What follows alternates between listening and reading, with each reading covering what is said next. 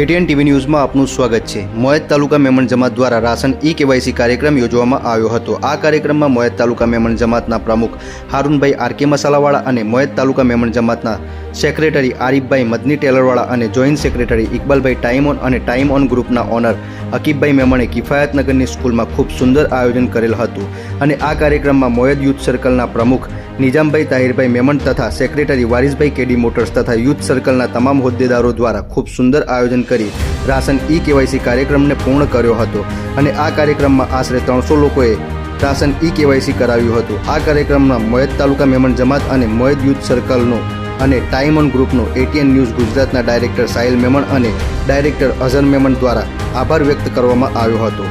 Bureau report ATN TV news Sabarkantha.